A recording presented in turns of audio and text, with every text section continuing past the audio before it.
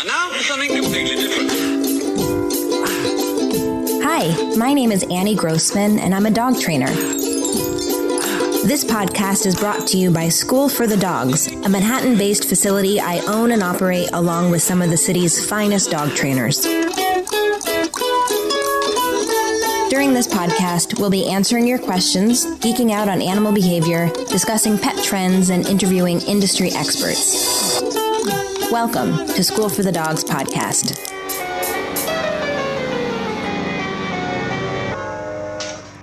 Hey, I am here with Dr. Lisa Lippman. Hi. And the boyfriend. Richie Redding. Redding, okay. Yeah. I wasn't sure of your last name. Dr. Lisa and Richie have their own podcast, which is wonderful. It's called Pets Punchlines. Yeah. While Richie is a great lover of animals. I thought you were just going to cut it short. Too. He's a great lover. And Lisa's a veterinarian. Dr. Lisa is a veterinarian, and she's a visiting veterinarian, which means she goes into people's homes, which I think is super cool for many reasons, but a big reason is, did you ever read those books when you were kids about the visiting vet? No, actually. That series of novels about... No, I don't know how I missed that. Nobody loved me, I guess. Me either. Yeah, Shoot, All God's Creatures, I think they were called. Yeah, okay. I mean, I know of them, but I actually never read them. I never read them either, but I know about them. But this is clearly a gap in both of our educations about pets. Yeah, and did you loved what loved animals? What were our parents doing that they didn't make us read those books? You loved animals from the get-go, right? Yeah, so, me too. Of course. But what I think is cool about a visiting vet as a dog trainer is that a lot of dogs have too much stress to go to a vet. Yep. And a vet who understands how to enter someone's home is invaluable. Thank you. I think it's a need that really needs to be filled in and out of New York City. Yeah.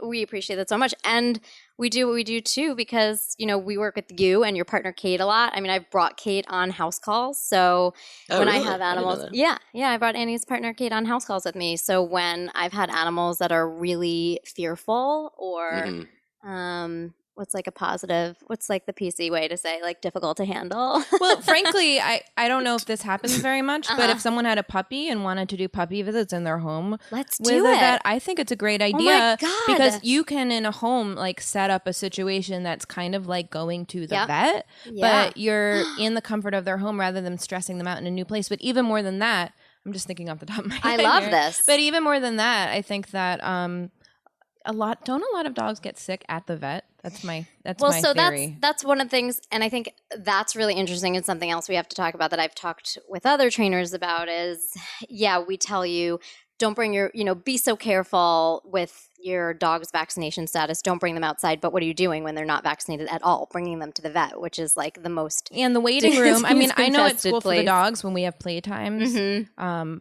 we do clean very carefully for puppies, and we don't have people put their puppy down generally until they're in the like disinfected area. And I know vet offices clean, but I don't imagine that they're cleaning every hour between patients. The stress is just so crazy plus too. The stress. I participated in one blood draw.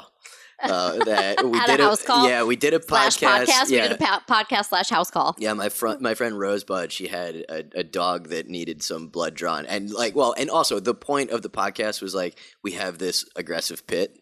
And so Richie got nominated to put the dog in a headlock during this thing.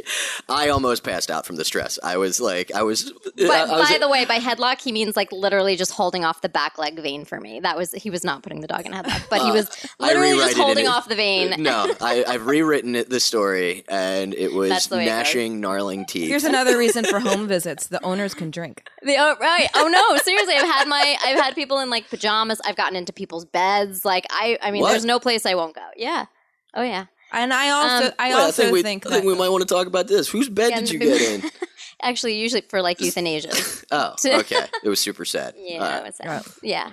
Happier topics. Let's move on from there. I just thought somebody talked her into bed on. But I was going somewhere before, which was that talking about puppy vaccination status and training, right? So this is something that I'm super passionate about, which is like, their critical socialization period being, and you correct me if I'm wrong, I always tell people I am not a trainer. I will literally derail all of your training. I will let your puppy jump up on me and lick my face. Well, I wouldn't call say Annie that and Kate. Yeah, but I wouldn't say that's derailing training. I mean, my philosophy is that training's happening all the time. Right, with anyone. Any interaction you're having with dog, you are training that dog. Right. And you know what? If you're training a puppy to interact with the vet in a way where they feel comfortable, like the fact that they're jumping up, like to me, I don't. They're confident and happy. I mean, if you weigh 80 pounds and the dog's a Great Dane, like we need to talk about it maybe, but like, you know, yeah. No, I hear you. But the fact that they're having a good experience with you in their home. Yeah. And that the old school way of being used to be like, keep your dog in a bubble until they have all of their vaccinations is really no longer like the cool thing to do. Right. It's really, they need to be socialized before they are finished with their vaccines. Right, but in doable doses, of course. And I think that's where something like the visiting vet, like plenty of dogs, of course, puppies can go to the vet and be just like goofy and happy and whatever. Yeah. But I know I've seen puppies, and I'm sure you've seen puppies who are just like, what the fuck? Yeah. Like just like totally freaked out by any novel thing. Yep. Yep. I just had one yesterday. We had this little dog, Rico, from Puerto Rico, and just like every little thing. Wait, Rico, I sent you Rico. Rico is mine. Oh, really? I sent him to you. Oh my God! Well, you know what I'm talking about. How adorable is he? He's the cutest. I did all his vaccines. Was he one of the? He's an Animal Lighthouse Rescue. We got that litter like of 43 at once. It was like an insane. Oh, it was that real big one. Yeah, we got them all off the plane, like 43 of them at once. And so for me, it was kind of assembly line. Right. You know, but you remember Rico. Puppies. Well, Rico. Oh, so he was nervous? Tell me, but let's work together on Rico. My feeling about puppies as socialization goes is it's all about the associations they're creating. And I think when people think about like training a puppy, they think, we need the puppy to do X and we need the puppy to do Y, and it's important that the puppy not do these things. And I feel more like, you know what, during that socialization window, your job as a person with a dog is to just make the dog feel good about the world they're going to need to live in. And if that means like having, if that means a dog jumps up on you sometimes, like, okay like we have plenty of time to like deal with those issues. So what's like the big mistake that people make then?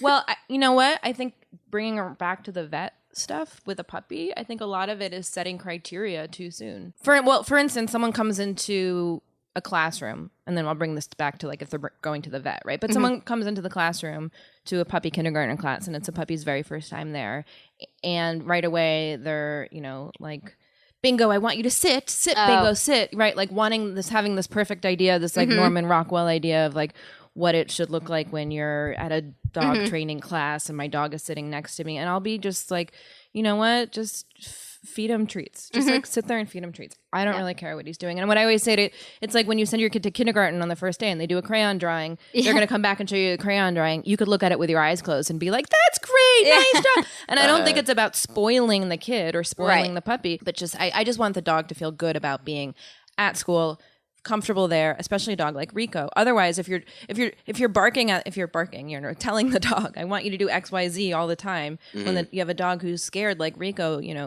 tail tucked, close to the ground. Yeah.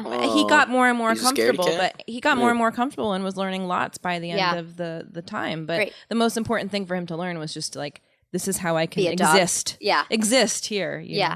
And I think a similar thing can happen at the vets. Yeah. Right? Where you have a dog on the table and you have, the owner has this idea of like, the dog should be sitting right now so the doctor can get the shot. And really the dog is just, really nervous about being there often, especially when like they're on the metal. Yeah, right, which is the total difference between doing it at home, right? Because we don't do that. But but I love this. I think we've created something new here because puppy appointments are some of my longest appointments, and half of those questions are really training behavior. Yeah, it is weird that like the steel metal table hasn't been replaced in most vet clinics. That like it seems like they could make that a lot more dog friendly. In the fear-free courses, I think. I mean, they talk about using like non-slip mats and stuff like that. I was just thinking we have branded yoga mats that we use at our studio all the time. We should just give those to vets to use. For real. The problem is they're harder to clean, and so if you're worried about like an infectious patient or something like that, but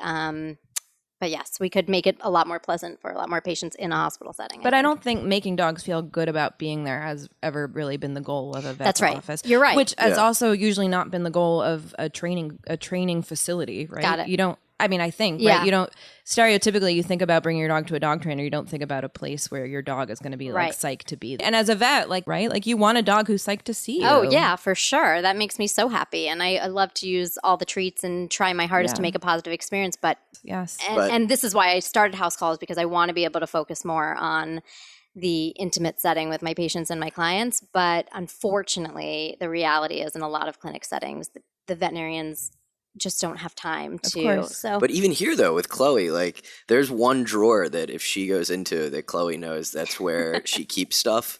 Like my medicine. Yeah, especially like the vag and ear stuff. Like if you go for if she goes has for a that, recessed vulva. Chloe bolts for me and tries to hide behind me, and her body temperature goes up like 10 degrees. Yeah, she knows when I hit that drawer. I just Well, you could do some counter conditioning there. Yeah, I could. So you know, or move it to another drawer, perhaps. But isn't it interesting how they learn to make those associations? She just knows. Oh my God, yeah, she's so smart. Even though she's never like stepped foot in a vet clinic. Actually, she's happy to. When I bring her, when I used to bring her to when I bring her with me anywhere, she is happy to go into the clinic because she doesn't have a clue. But right, because all her procedures have been at home. Yeah, right. You see, I guess that's an interesting like turn. That's like a problem that could occur is then your dog is afraid to be at home. So 1,000%. Yeah, but with a puppy, so much of it should be pleasant, and I agree. Yeah. I mean, I don't agree. I can imagine that you say you go to these visits and a lot of it is talking about how to care for the puppy, and you're like, you should call it trainer. Because I have one of my best friend's mothers is like a pediatrician to the stars in New York City, and she spends something like 90 minutes for a first visit with the parents, like I think even without the kid there, sort of like get to know what it's like to have a child. Interesting. Session with every client, which was not my experience of having a pediatrician when I was a kid. Right. It was like where I went when I was sick. Yeah. But I appreciate that she does it. I'm sure her clients appreciate it. Yeah, I just had some guy that didn't speak English jam needles into me. That's the whole thing. So when you decided to be a house call vet, I was calling a visiting vet. Is that okay? You can call me whatever you want. I actually have visiting been vet. sitting here. Cool. Every time you said it, I'm like, how did that not come up when we were kicking around names for the company? Visiting vet. Visiting vet. Yeah, it's great. I'm just not mobile. The distinction is like that would imply that I worked out of a mobile unit. A lot of people But visiting picture sounds that great. she has like a Ghostbuster mobile. Do you have like a briefcase where do you keep your supplies? A book bag. Okay. Actually, and like 90% of what I need is just in my book bag. You need a bike with like. Did you ever see the show Call the Midwife? It's about London. These nurses in London in the 1950s and 60s, and you have to look at it now because that's how I'm picturing your getup. So, as far as being I'm gonna just keep calling it visiting vet because I like the alliteration. Yeah. A very visiting Lisa vet. Lippman, the visiting vet. Of VetsintheCity. When you have the alliteration of Lisa Lippman. Right. There. So and Richie Redding. Richie Redding. I didn't even think of the double. Oh my God. Visiting vet. Come on. I think you need to reconsider. Anyway, as a visiting vet, I'm interested in how you made that transition. Were you at a facility before that? And... Well, I trained at Blue Pearl, so I was working like 100-hour work weeks, did a lot of emergency. Did you have there. a specialty? No specialty. I mean, where you either focus, when you don't have a specialty, you can either focus on emergency or general practice, as opposed to going into like cardiology or oncology. Those are like 3-year specialized training. But so I did exclusively emergency for a little while, and then I did exclusively general practice for a little while. And basically, I loved the idea of being house call, having the time with my patients and my clients, being in an intimate setting, seeing what their environment is like, having it be less stress for everybody involved. And I had a friend who started a house call practice. And so basically I said to him, I love this. Please let me join you. And then he decided he actually didn't want to do it anymore. So I created my own. And that's kind of where I'm at right now. So yeah, I just love the idea. And I love the idea of you doing it on your own too.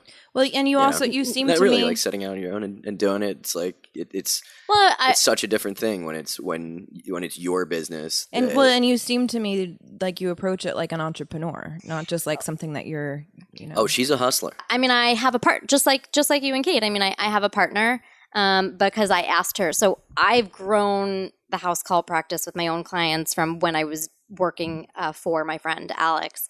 But then I like the idea of having a partner. I love collaborating. And so my friend, Dr. Lauren Benson, she's a brilliant veterinarian. She's super personable and fun and smart. And she doesn't have an alliterative name. No, she doesn't. Lauren Benson. Now, how can we fix that? She's getting married. Yeah, can her name now be Benny? Up an L? No. Betty Benson? Yes, we call her Benny. So yeah, Benny Benson. That's perfect. Basically, I was just like, look, I'm starting a house call practice. I think you would be really good at this with me. Do it with me. And she was like, yeah. And that's why I love her, because that was like literally the whole conversation. I was like, I'm starting this. Do you want to do it with me? And she was like, yes. And I was like, okay. That sounds actually a lot like me and Kate. And we haven't talked since. No, just kidding. I like that. That's great. So it's a little different. Obviously, I've been doing it for years. She's brand new at everything. But yeah, I've always had like a very entrepreneurial spirit. I like being flexibility is important to me. So yeah, and I'll just go out there and work. So I still pick up relief shifts at different hospitals because it's not quite sustainable yet. So I'll work like all day, and then I'll do a house call at night, or I'll do it like in the morning before I go, or on the weekends. I do weekends, I do weekend nights. Or she'll wake up at 5:30 in the morning so she can do Dr. Oz and then go to a shift. I also do some media stuff on the side. Hustle is everything real. to grow. So, That's amazing. Yeah. So it depends if you're not getting the brunt of my attitude. If you're not, living with me, maybe when I'm tired and cranky. How did the media part come out? Come up. Yeah, it's like a real crazy amalgamation of things. I think when I started the house call practice, I had like a month into it, I had a patient, Cat Stradamus, the largest cat in New York. I don't know if you guys have seen this. He went super viral. And so there were so many questions about his health as being a large cat. Like, why is he so big? What are you feeding him? Is he healthy? How did that client come about? That client came about, actually, we were quoted together in a New York Post article. So I was just, was it you? One of my friends. It was one of his friends. No big. It's no big. There was a New York Post. This is a long version. I used to work at the New York Post. Oh, you did? Did you really? Comes full circle. Yeah, Wow. yeah, it does. It's funny. So there was a New York Post writer who posted something on like a Facebook group looking for a veterinarian for a quote for an article about this cat. His friend recommended me. And my house call hairstylist. I reached out and being right. And wait, do you really have a house call hairstylist? Yeah, I mean, it sounds Christina, we love super you. bougie when I say it that way, but she's amazing. Basically, Let's just do house call everything. Yeah, for sure. I mean, that's the way of New York City, right? I'm all for it. But anyway. No, yeah, so we were in that article. I was quoted about him. So I reached out to him and I was like, we're in this, like, I love this. If you ever need a house call vet, I'm happy to come see you. And he was like, yes, actually, he's got like this thing on his face. Come today. And that was literally, so I was like, okay, I'll be there in 5 minutes. And then he just blew up. I mean, just took off. We did everything from like Harry Connick Jr. to wow, Good Housekeeping, TMZ Insight Edition, all the Facebook Lives. You really had a fat cat that put you on the map. Yes. Yeah, Richie says it a little differently. But yeah, I've been doing stand-up comedy for well over 10 years. You didn't like that joke then? She holds up one retarded cat. And Bravo Network might do a show about her. So happy for her. Just so happy. You did it, honey. Yeah. All that hard work. So yeah, and then I had a friend who was contacted by Dr. Oz about like pet food, and so she recommended me. It was all like at the same time, and then he was contacted by one of the largest agencies in Hollywood to represent him. Somehow he wound up pitching me, and they like loved it, and we've been pitching a show around the house call practice as well. So it's just like a crazy bunch of, but also I've reached out. I mean, part of it, I've just reached out to like all the influencers that I've worked with. I know we were talking about this before, Alex. Like, I'd just message them and be like, hey, do you want a house call? Because it's the best thing ever. And I think it makes you extra cool and extra Thanks. Special because you have, I mean, as a dog business entrepreneur also in New York City. Yeah. I think it's really exciting that you have this talent. Thanks. More than talent, as a doctor, you have years of skill and training. Yeah, and I feel the same way about you guys. I mean, really, when I first knew Kate, I was like, God, how do you have this whole like to me, it's almost more impressive because like you have like an actual building. It seems so much more like adult in real life where like you guys have to manage a whole thing. And I'm like, I'm just going to do this. It was more complicated than that. But figuring it out, because like they don't teach us anything about business in vet school. I mean, I'm sure for the same thing for you, you know, we had to like, thank God Lauren just like knew a lawyer who knew something about startups, and it's like there's no handbook on this. But so also, it's really I feel like with you, like, you know, when I watch you with patients and clients and stuff, like you have so much more personality than the typical vet that's just kind of getting you in and out, and it's just all about the medicine. Like, you know, I watch you and you have an actual connection with people, and people are like, oh my God, we love her. You know, like just because, like, even if it's that extra 10 minutes, it really goes a long way. I think you're a great example of a business person who's using what they've got and what you've got and what you're good at. And I think it seems like you enjoy is talking to people in a very approachable way. Yeah. And I don't know. I think that's really cool. Also, Pets and Punchlines has really gotten you out of your shell, I think, with like being more outgoing. That was part of the reason that we started it, was like, well, first of all, we just have, my friends are her worst clients. It's like, you know, like, so I think when I left the house, I had 5 weed gummy bears, and when I can only find 2 of them. The dog is 6 pounds. What do I do? And I'm in the background like, eat the other 2. But she wants to like call poison control. But so, you know, so like there was always the thing was there that like we could comics wanted to get vet advice, but. Well, it's genius. But it definitely takes time, or took time, for you to not be super serious.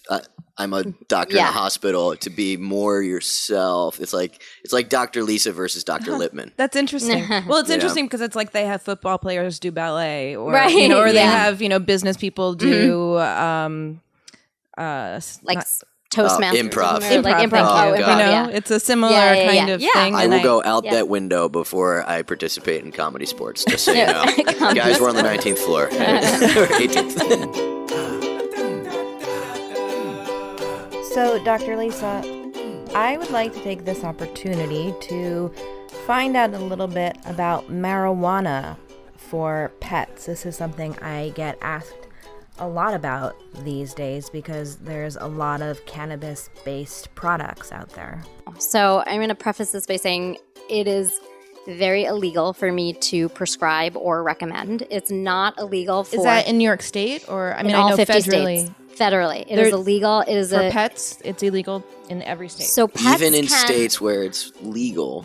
So people can buy CBD oil or products for their pets, but veterinarians in all 50 states cannot recommend it. It is federally classified as a Schedule I drug, which means it has little to no or it has no medicinal value and has the high potential for abuse. But in some states, people can prescribe. Right, that's right. Yeah, it can be prescribed to people, but not to dogs. Right, that's right. States. Yeah, and it's illegal for veterinarians in all 50 states to recommend or prescribe it. It's amazingly ass backwards, if you ask me. That being said, there is no regulated study right now. I think they're working on that. I think at the University of Colorado. Also, there is like federal congressional hearings to try to reschedule the drug. So there's a lot of things happening because is that anecdotally, just for vets that they'd be rescheduling it? No, it's the DEA on a federal level. Yeah. So and that's because anecdotally there are so many reports of it helping for things like seizures, anxiety, pain. And so I think that we definitely need a lot more research into looking into it. But the problem is with the things like the treats that have the CBD in it, we don't really know how much CBD is in there, and it still can be toxic for pets who will like get into the whole bag of a treat with. We don't really know how much THC is in there. Is it that you don't know how much is in there, or how much should be dosed for the dog? But CBD is both? Completely non-psychoactive. That's the whole thing with CBD. But there is a little bit of THC in. It's not regulated. I mean, it's not regulated at all. So we actually just really don't know. And right, you'd have to have a super clean who's source. Doing the quality control on it? There is a known dose actually that is, I want to say it's like 0.5 to 2 mg per kg, according to the ASPCA poison control. So if you like call ASPCA poison control, and they can actually calculate like different dosages that pets get and what the toxic adverse effect. Did you read that book, like Zoobiquity, I think it's called? Do you know the one I'm talking about? It's about the overlap of the One Health. It's the One Health movement. I know Zoobiquity to be a conference, and the One Health movement being about Can you explain? veterinary. So can you explain to listeners who don't know what the One Health movement? I've never heard it called that, but I think I understand what it is. Yeah, and that's what the Zoobiquity conferences are based on. But basically, the coming together of all medical professionals, veterinary, human, to work together to solve our, everything from our food supply to zoonotic diseases, which zoonotic disease is a disease that's transmissible from animals to humans. The jump. That's right, the jump. Which is many. Mm-hmm. So like when I was in vet school, we pioneered a course called the One Health course, which is basically we had like 13 different medical professionals. So everybody from like podiatry to nursing to doctors to veterinarians, dentists, all working to solve like one case. We would get a case and we'd all work together to solve it. So it was really, really cool. Yeah. I think that's the coolest. Yeah. Yeah. You didn't finish your I was going to give you control. my secret tip for poison control. Secret tip time. So if your dog is microchipped and registered with Home Again, which Home Again is like a $19.99, about a $20 service per year. That's that little yellow house tag yeah, that a lot exactly. of dogs have. Yeah. Which your dog should be, then, and you call ASPCA Poison Control, it's usually like a $60 or $70 charge to talk to a board-certified veterinary toxicologist. They get into chocolate or whatever it is. But if you have the microchip number and you're registered with Home Again, it's a free call. So it's very cool. I have called it myself several times. Right, That's Chloe? good to know. Yeah, it's great. I love it. Going back to Zoobiquity, because I'm just obsessed with looking at animals from the larger perspective. Yeah. They talk about this case in this book. Maybe you know about this. I was trying to look it up because I forget which direction it goes in, but I think there was a problem where animals were getting heart-shaped. Do you know what I'm talking about? Dr. Horowitz was the one who did the research. She is a UCLA Lippy cardiologist. Yeah, she actually gave the commencement speech at my vet school. Oh, wow. So cool. So you know exactly what I'm talking about? She's the one who's pioneered this movement, and that's because she's a UCLA-based human cardiologist, and they call her in regularly to the zoos in California to do work on like primates and things like that. And she was finding that animals were dying from essentially like cardiomyopathies, or basically when they would get so nervous and they would run themselves into what seemed like a heart attack. And she said, these animals are essentially dying of like broken hearts, but capture disease, she was also calling it. So when you go and capture an animal, they literally can die because they will like run their heart and their muscles, beyond what's capable for their body to sustain. And so, she really pioneered this movement for human doctor, but she's incredible. She does a TED Talk. That's incredible. What's the book again? It's called, I believe it's called Zoobiquity. Yeah, Zoobiquity is right, because she hosts the conference Zoobiquity, which is the One Health movement. I would read. I might get on that. And there's been a few things like that. But basically what my takeaway from that book was there are a lot of problems that exist in one species that also exist in other species, especially humans. Yeah. And in some cases, we know a lot about it in one species, but haven't, other than humans, but haven't looked at it. Yeah.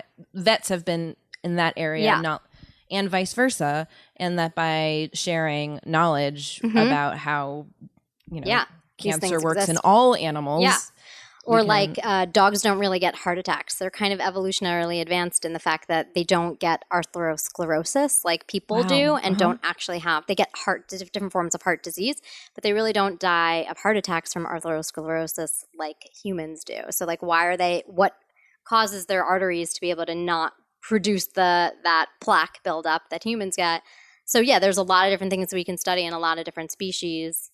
I had one of my vet school professors was the one who actually discovered the link between West Nile virus in birds. She was a pathologist at the Bronx Zoo, and she was getting all these birds that were dying, and it was never diagnosed before, I think. And like, she was the one who made the link between birds and people, and having it be like, just so crazy contagion. How many things do you have to eliminate before you come to that? She just was a brilliant pathologist. I mean, and just like recognized it from studying, if we study, a lot of the books I used in veterinary medicine were in school, even were human, because it's just so. What happened to West Nile anyway?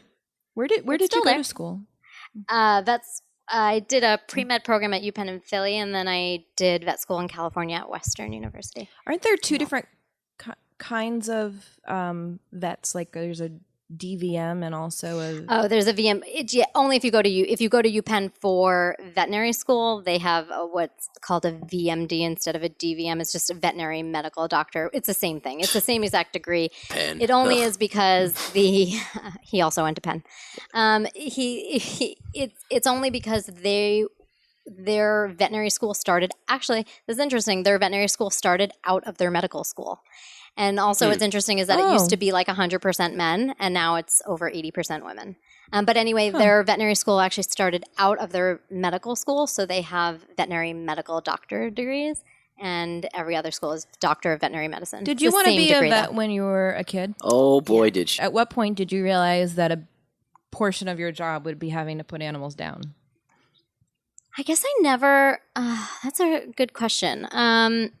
I think I always just accepted it as part of, I never really thought twice about it, because to me, it's a gift we have to give, which is part of, why on house calls, it really is such a peaceful situation. And again, just really a gift that we have to give. It's something I really believe in strongly. So, I think I just try to think about it like that. I never really, to me, that's not the hardest part of the job. To me, again, that's me being able to help in the best way that I can.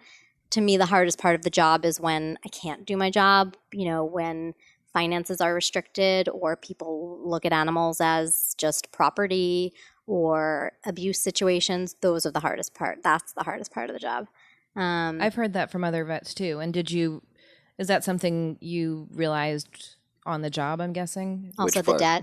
Debt. Yeah, I mean, the debt to income ratio is really, it's the worst. It's the worst of any medical professional by far. But do you think that's part of the reason that we have the highest suicide rate? Yeah. Yeah, definitely a big part of it. Yep. It's definitely a big part of it. And the fact that veterinary medicine is expensive, but if you look people might not know that, by the way. Yeah. It's a profession that has some of the highest. Yeah. 1,000%. It's very unfortunate. But the debt, the caseload, the amount litigious society, dealing with people. But I do think that it weighs on some vets, just the amount of death. I mean, because, the life cycle is like 7 times faster for animals. They say we see about 5 times more death than any human doctor. So like, imagine if pediatricians, wow. I think that's a thing, that like if pediatricians delivered a baby or it's OBG, whatever, if they deliver a baby and then euthanize it, like that has to have some effect on some people. Sure, but I think also you mean if within the same lifespan of because I see what you're saying. When a vet has a patient or client, they see the full life cycle of it. But I think at least definitely does look at it the best way. It's interesting. Like, you're ending suffering. You're not killing something. My husband studies like the ancient world, and we've talked a lot about how in other times people just lived with a lot more death than we have to live with. Like more children died. Yeah. People died from things that are easily curable now, and that in some way, I wonder if like the fact that we have pets is a luxury that. If we were dealing with as much death of people as we are all the time, we might not have room in our hearts. Yeah, well, sure. And there's the level of emotional connection that people have to animals now is like it's higher than it's ever been throughout our history. But like there's a study recently that millennials have feel a more emotional bond to their pet, to their dogs, than to their siblings. Which is pretty wild. Right, and that they're planning their entire lives around their pets, not buying homes in certain areas or staying in apartments, all because of the dog that they want to have. I always think about those kinds of statistics or stories, or just like that the way we talk about that, or this moment of pet ownership with mixed feelings? Because on the one hand, like I can see the point of view of like, oh, it's ridiculous, and like I said, I was a journalist for a long time, and so much of journalism is sort of looking at pets as kind of like less than us, and as sort of accessories to be spoiled by young or foolish people, as opposed to treating them in the media as like equal parts of our life. That's never, in my experience as a journalist, been like a really normal way to cover pets. But I also think, so there's part of me that's still like, meh, whatever. So silly that these girls want to take their dogs to brunch or whatever. But then I also think it's awesome. You know what? Like, if that's what you love, right, and that's where you're putting your love, and not rather than putting your love into, a new car, which isn't going to benefit particularly, right. Like if you're taking good care of that animal, and like that's and if it's keeping you from, if it's giving you connection and keeping you from feeling lonely, and like I'm like, and if you become my client too, that's great. It's cool for dogs.com. Sometimes I'm like, is it? Can I believe I'm like an animal doctor? Like, there's they don't care. And like, like the animals don't care. But like on the zoobiquity level, like, I feel like you learn compassion and empathy, and you learn how to take care of something, which can only be a good thing for people in general. Yeah. So like, I think it makes sense that people feel that connection. There is never a building. There's no siblings buildings. No siblings over 60 pounds. Sorry. How can you help your dog, not your puppy, who you want to introduce to going to the vet? How can you make that a safe experience, for a safe and happy experience? That's funny when you say that. I mean, to my mind, I would say, I would tell people, I think this is all training, and I would kind of refer back to you too, but I would say like bringing them in, so carrying them, right? Never putting them down on the ground, just in the like waiting room, for you mean? Sure. Never putting them down on the waiting. Well, I think that's like room. a valuable piece of advice that many people wouldn't think of. Yeah. So carrying them, not putting them down on the waiting room floor, because that is where a lot of the viruses live. They're very hardy, even despite what we do. So parvovirus and distemper virus, the two that we really want to protect dogs against, which is why they're transmitted mostly fecal oral, but poop is everywhere. I always tell people poop is everywhere. Like the tiny little particles, those viral particles are very hard to kill. They're very hardy in the environment, despite what we do. So that's why, if you put your dogs, if their paws are on the ground and then they lick their paws, they can potentially get infected. So if you bring them, carry them, don't put them down on a contaminated environment, wiping their paws down maybe when you're done with the appointment. And